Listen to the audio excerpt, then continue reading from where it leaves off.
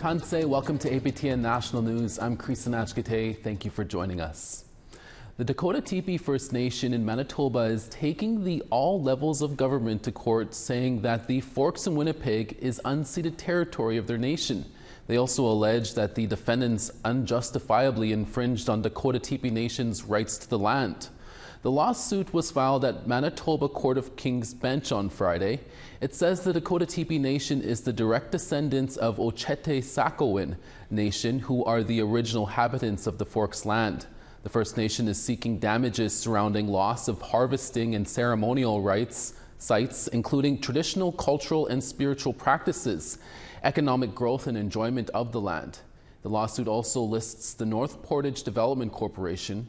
On July 15th, Canada apologized to the Dakota and Lakota for historically labeling them as refugees.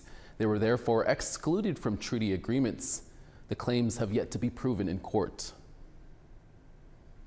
Opposition continues to grow against the Trudeau government's decision to reduce the amount of funding available to First Nations conducting searches for unmarked graves on the sites of former residential schools. Two First Nations in Northern Ontario have joined the call for the government to rescind its decision, and an online petition is also circulating asking for a reversal of the move. APTN's Fraser Needham has the story. The government slashed funding for searches of unmarked graves from $3 million to $500,000. That decision brought dozens of protesters to Parliament Hill last month. Now two First Nations in Northern Ontario are also speaking out. Grassy Narrows First Nation Chief Rudy Turtle says the announcement has scuttled his community's plans to do a search of the grounds of the former Macintosh residential school.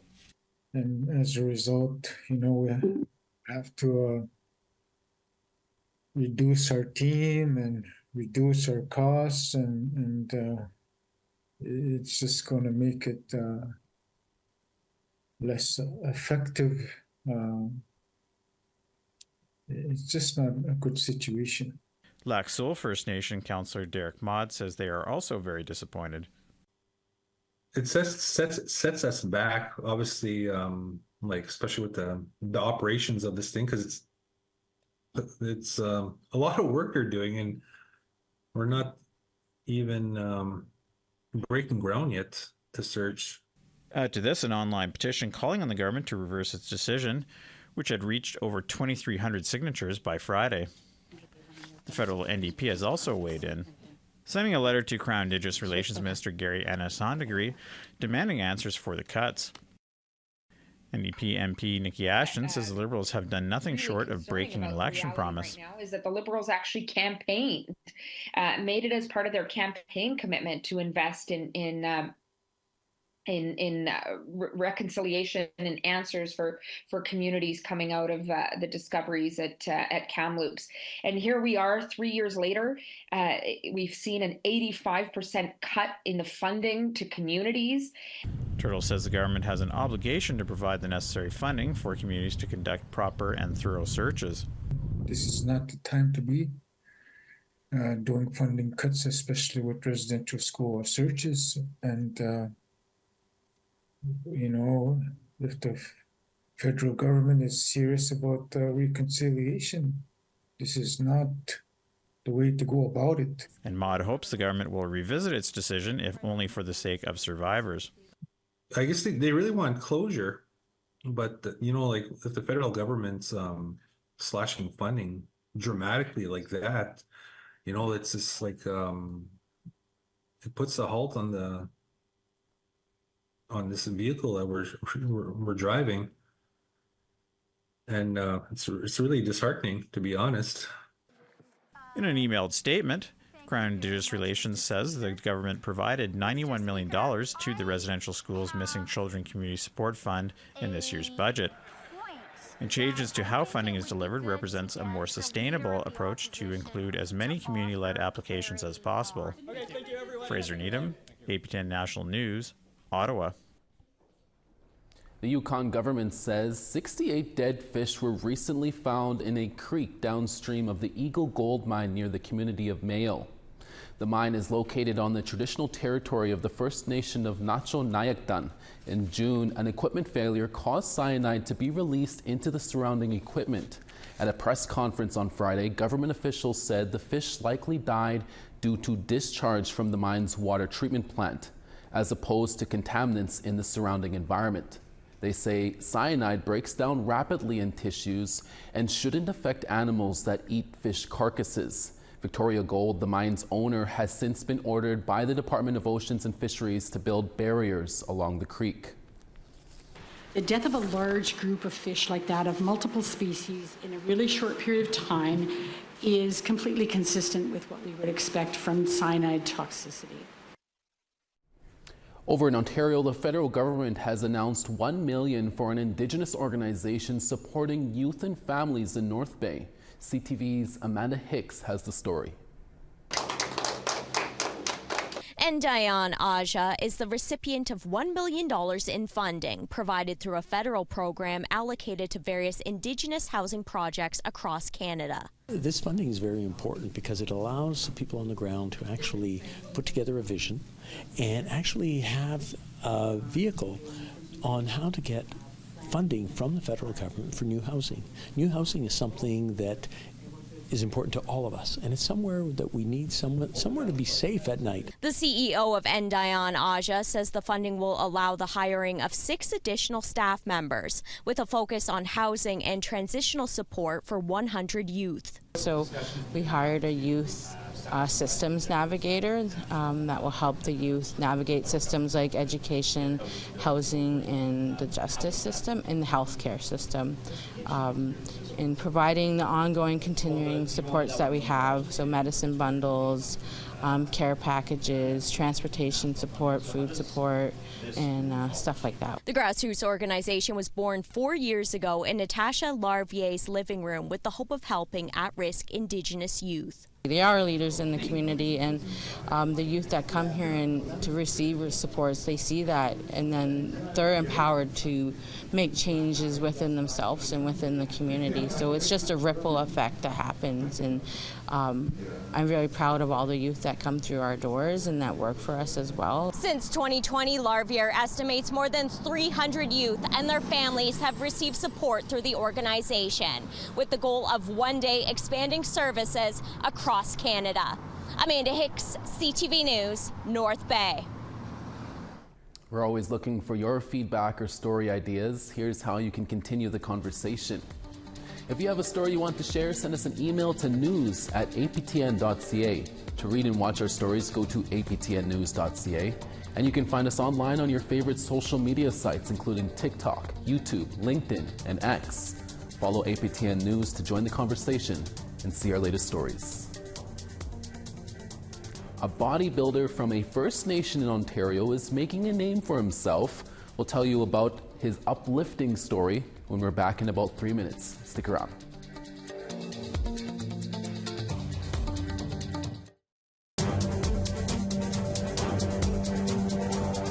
Welcome back. An Algonquin bodybuilder is on a natural high from a winning streak he experienced over the past 12 months. A year ago, we introduced you to Zach Liberty, a member of Pikwanigan First Nation. Annette Francis caught up with him at the gym once again. Zach Liberty has been on a winning streak this summer. Right, so the first 3 here are what I won from the Ottawa competition in June. There are 3 separate divisions that I won first place in. At the end of that competition, what they do is they take the gold medalists and they put them against each other. So the top people in the men's physique category battle it out, and I was lucky enough to win that. So that's where the crown comes from. And then with that win, I qualified to compete on the national level.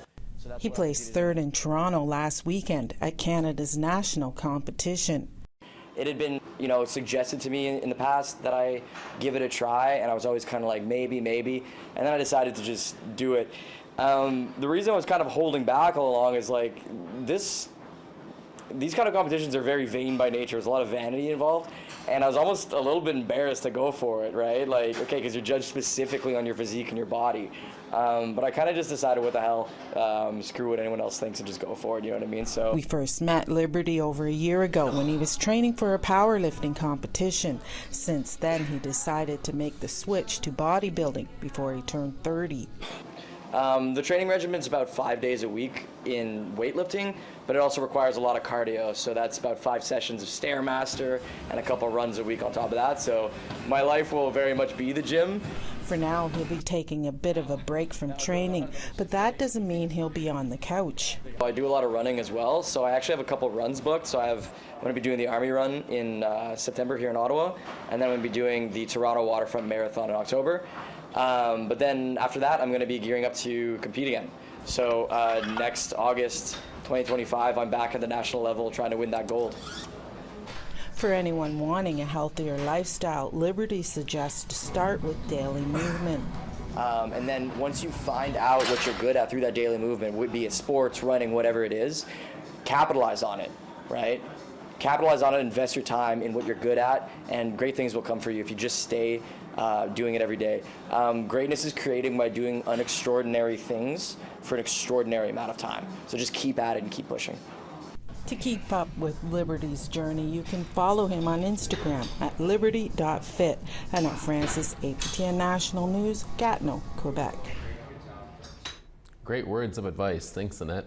Star Wars A New Hope was recently dubbed into Anishinabe, and it made its world debut at a Winnipeg concert hall last week. The event was done in a grand way from beginning to end, where the force was strong with language and culture. With more, here's T.R. Wheatley. From the moment Margaret Simmons and her family entered the venue, this language teacher beamed with pride and joy. Look at all these people. They're going to listen to it in our language, in Ojibwe. Like, how exciting that is. My heart is just beating. Her daughter even made ribbon skirts with Star Wars print for the big night. I just had to create skirts. My sister's a villain, of course, and I get to be Princess Leia. But no, for real, we get to represent the good. There's a lot of teachings that correlate with our teachings, and even our ribbons inspire a message of truth, hope. From traditional dress to full-blown costumes, many here will forever know Star Wars New Hope as Anigung Migating. There was even a grand entry to start the night off in a good way, and Anishinabe Muin prayers. And even some good old Nish humor from Manitoba Premier Wab Canoe.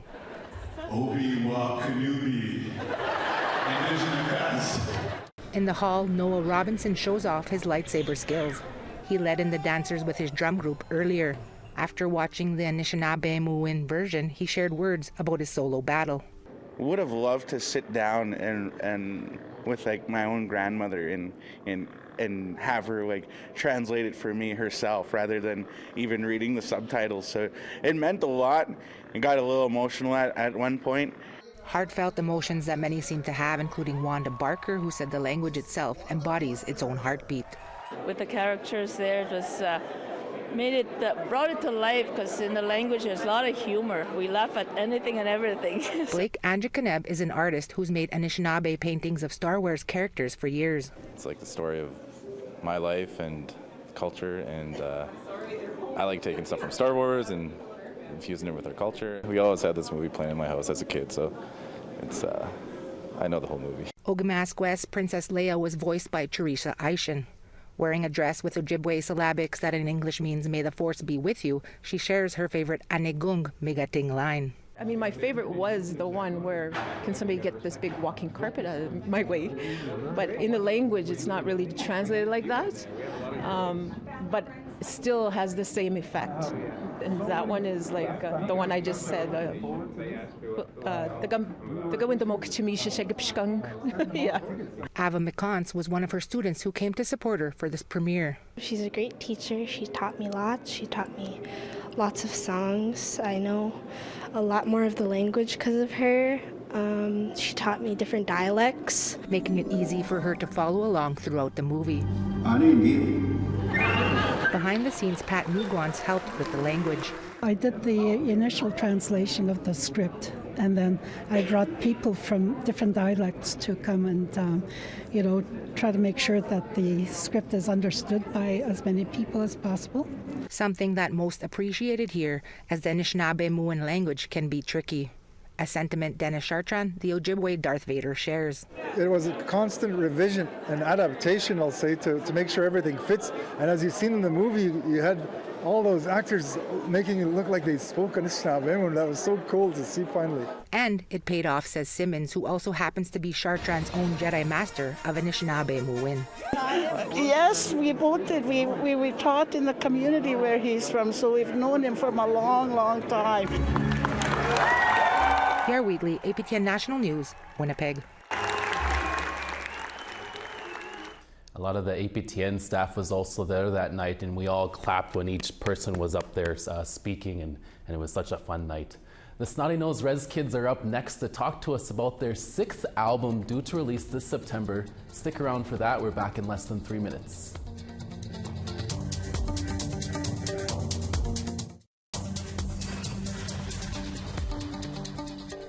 Over on the East Coast, St. John's 24, Fredericton 22.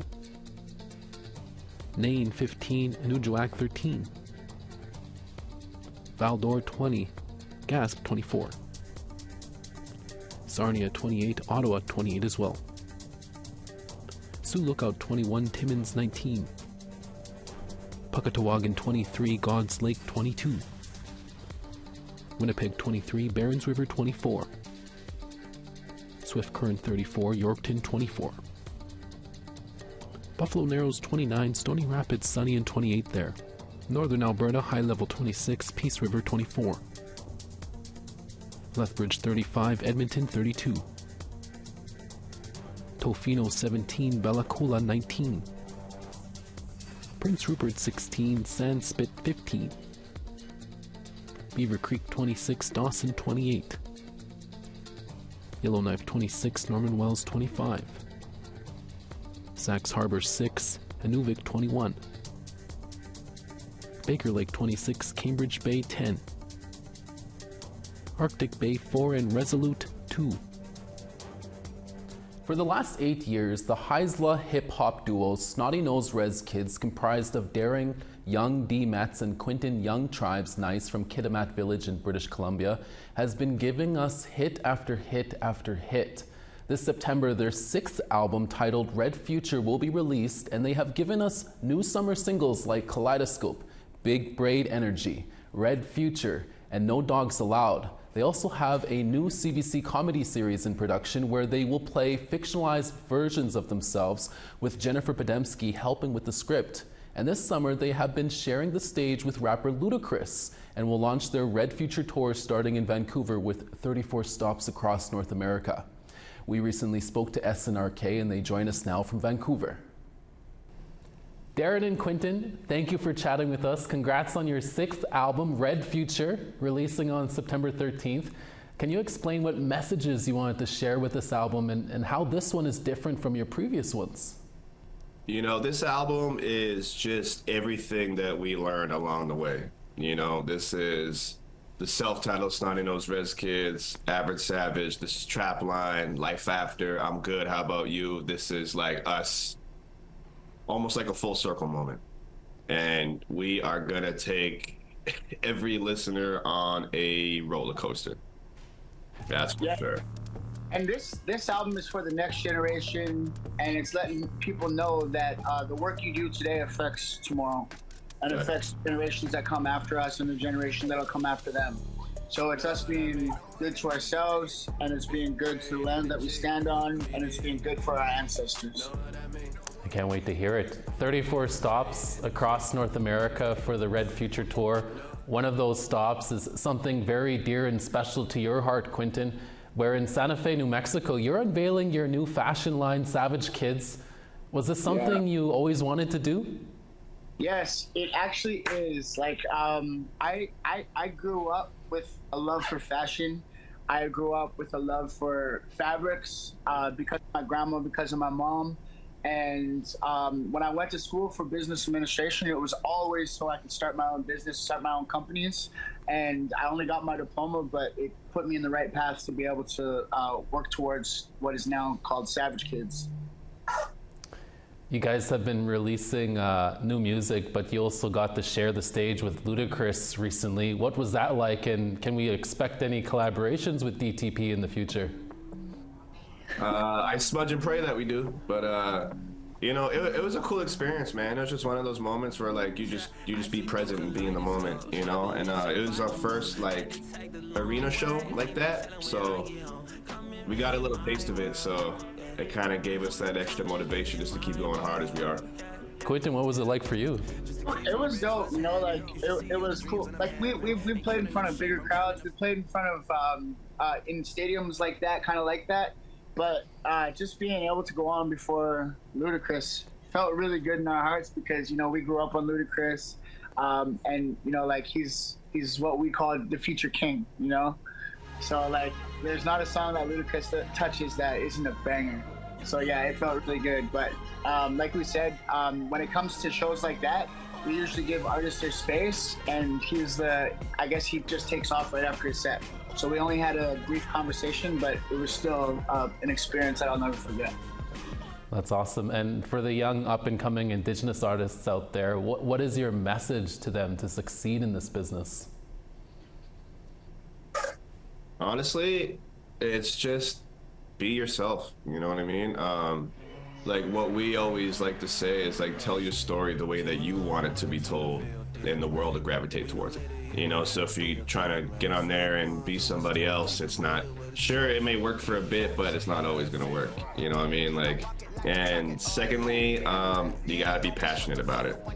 You gotta be passionate about it, because that's something you can't teach. You can't teach passion. So it's, you gotta love it. You gotta love it, because it ain't all sunshine and rainbows. Yeah, and just like you said, stay true to yourself.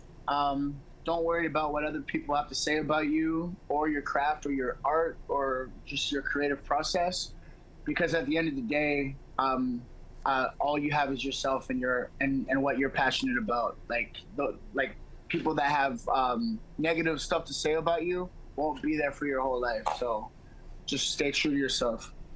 These 34 stops, what are you most excited about? Like, what location are you most looking forward to? Every city. Yeah, you know, like when we tour like this, it's kind of like there's one stop, and like each stop is just a part of a massive tour that's called Red Future. So the tour is nothing without each and every single stop that we are part of. So we are looking forward to the entire tour, to see all those beautiful brown faces, to play our music that we love so much, to play in front of all these crowds. We're just excited to get back on the road and just show the world what Red Future really is about. Exactly. And, you know, yes, it's long hours on the road, but we love seeing all the different provinces. We love seeing all the different states, because each of them have their own unique vibe. You know what I mean? And yeah, we just love it. We love the journey. Well, Young D and Young Tribes, a big thank you for chatting with us. We wish you both a safe journey on your tour, and we'll have to get you guys in studio in November when you're here in Winnipeg. Yeah. And that's your midday newscast for this Monday, August 12th. We're back again in a few hours for your evening national newscasts. Make sure to join us again. From everyone from APTN National News, hi miigwech masicho. Thank you for watching.